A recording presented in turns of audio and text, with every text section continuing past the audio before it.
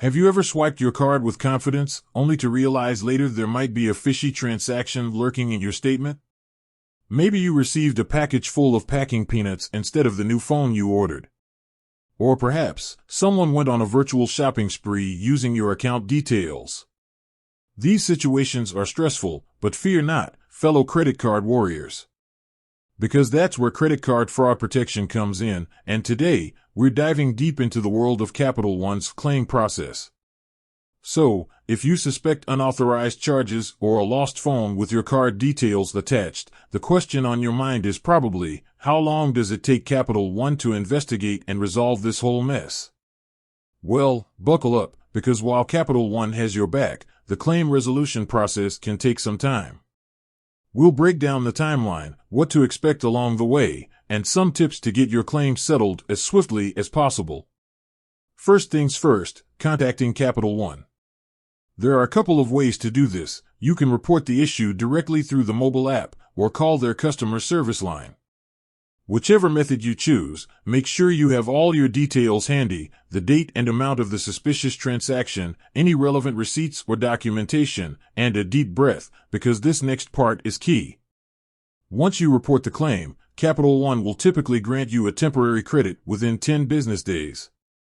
This essentially means they put the disputed amount on hold, so you won't be responsible for it while they investigate. This is a great first step, but remember, it's temporary. Now, the big question, how long does the entire claim process take? Here's where things can vary a bit. Capital One themselves state that it can take anywhere from 45 to 120 calendar days for a final decision on your claim. That's a broad window, right? There are a few factors that can influence the time frame. The complexity of the claim is a big one. A simple case of unauthorized charges online might be resolved quicker than a situation involving stolen cards or lost phones with your account details. The merchant's response also plays a role. Capital One will reach out to the merchant to get their side of the story. How cooperative the merchant is can definitely impact the investigation timeline. So, while you wait, what can you do? Here are some tips to keep things moving smoothly. Gather any documentation you can. Did you receive a strange email about the purchase? Have any communication with the merchant regarding the issue? The more proof you have, the stronger your case. Stay in touch with Capital One. Don't be afraid to follow up every few weeks for updates. A friendly nudge can sometimes help move things along. Keep an eye on your temporary credit. Remember, it's temporary. If the claim is resolved in your favor, the temporary credit becomes permanent.